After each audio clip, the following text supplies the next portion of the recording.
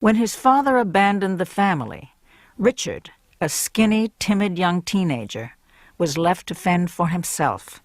He was an easy target for street gangs. So according to Richard, when he was a teenager, he was tormented by a gang of bullies. These bullies had a hard-on for large Polish kids. Finally, Richard decided he wasn't taking it anymore. No more of their bullshit. When I was a young man, I found out that if you hurt somebody, they'll leave you alone. He was tearing his shirt off to reveal the cat-hating, homicidal, anti-hero Richard Kuklinski that millions would someday come to know and adore. But by the time he was 16, things began to change.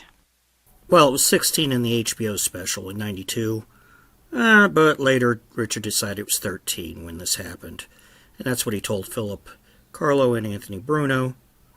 But hey, maybe it was just a detail he forgot or HBO screwed up on. Who knows? 13 sounds more accurate. That's the age that most supervillains suddenly become superhuman. Until one day I just decided, well, I've had enough of this picking. And I went upstairs and I took a bar, which the clothes used to hang on in the closet. And I went back downstairs, and there were like 6 young men still figuring they were going to mess with my head, and we went to war. To their surprise, I was no longer taking the beating. I was giving it. And that's when I learned that it was better to give than to receive.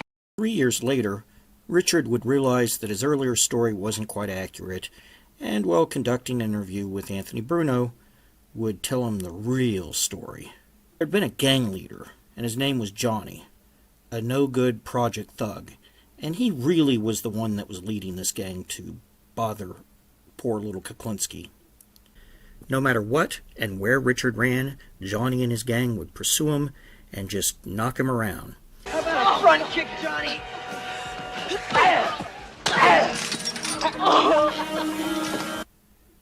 Now, all the neighbors thought that Johnny was a good boy. After all, what good boy wouldn't chase around a kid all the time and torture him? And finally, our murdering, conniving psychopath with a heart of gold and a need to tell the truth about himself decided he wasn't going to take it anymore. Get him up. Hey, leave him alone, man. He's had enough. Instead, this time, he got a stick or a cudgel rather than that metal bar and waited for Johnny in the courtyard. This is the first time he's fighting back against this gang, but this time he's also focused on the leader. The other gang aren't around at this time. So it's dark, and he's in the courtyard of these dilapidated project buildings where he lives. Johnny spots Rich, and where our evil hero stands, he's squeezing his cudgel in the dark. And he's ready to make a piñata out of his enemy's skull now. Johnny puffs on his cigarette. He's all cool. Johnny, however, doesn't realize that Richie's looking at him like Michael Myers, and he decides to engage in your usual cliched bully banter. And he sneers, "What the hell you doing out here, Pollock? You looking for trouble or what?" But Richie doesn't respond. He knows what he has to do. "Hey, I'm talking to you, Pollock. I ask you what you think you're doing out here." "Answer me, Pollock, or I'll kick your fucking teeth in." Richie now, though. The new Richie. He lifts his cudgel. Suddenly Johnny looks uneasy. "What the fuck you gonna do with that? What, are you gonna play stickball out here, Pollock?" And when Johnny reaches to seize that pole that he's holding, that's when the new Richie kicks in. "Oh my God, no, stop! Stop! No, stop!" Johnny shrieks. Now, allegedly, this is when he committed his first murder. Richie wailed away with a stick at the terrified Johnny until he knocked him down, and he kept hitting him, right next to the wall of an incinerator building.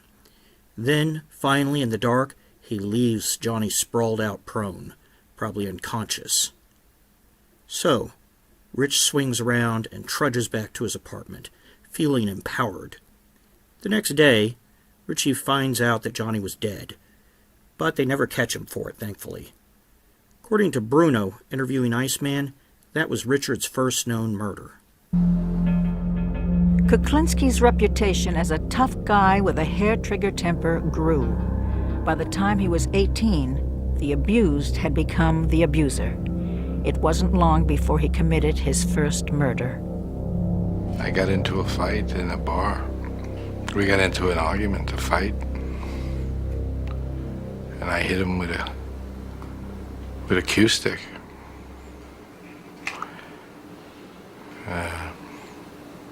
A few too many times.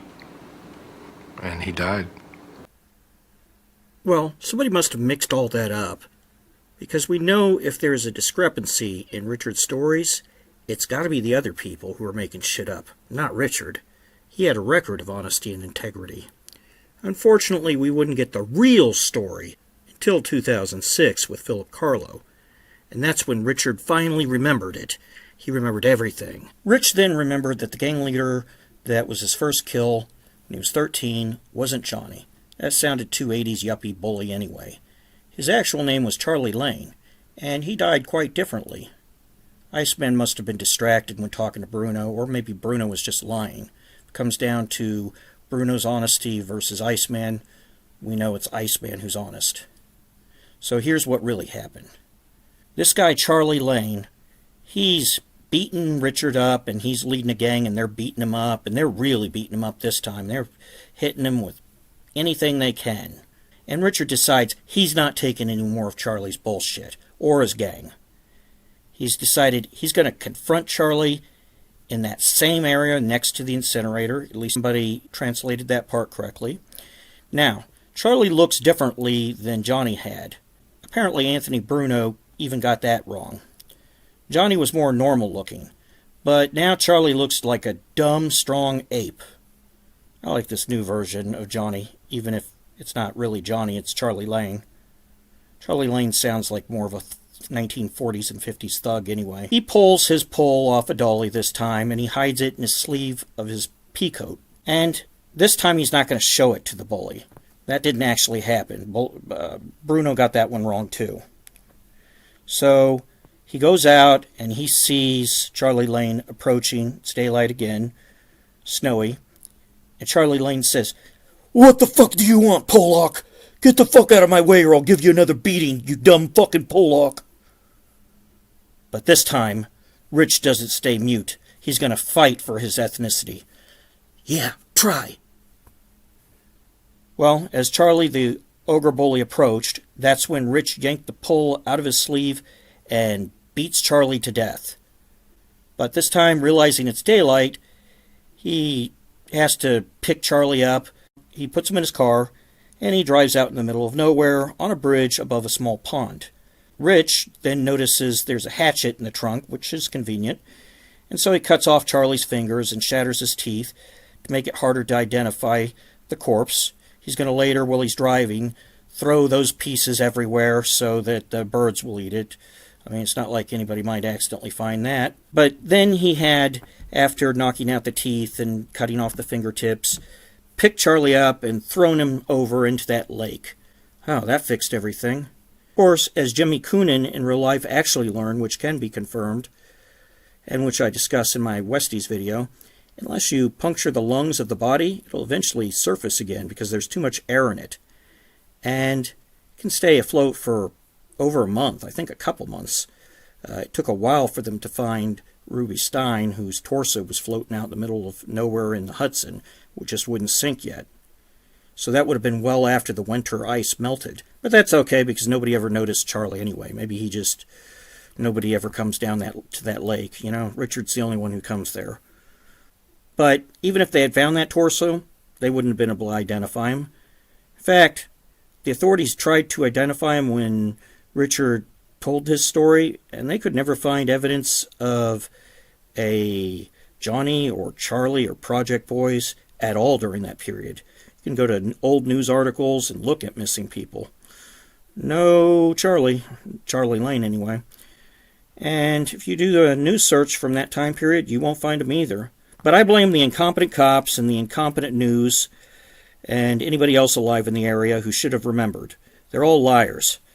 Because our noble psychopath Richard wouldn't troll people and just make things up. He's too honest for that. Now, Philip Carlo, we need to make clear, is a top crime writer and historian. He fact-checks everything.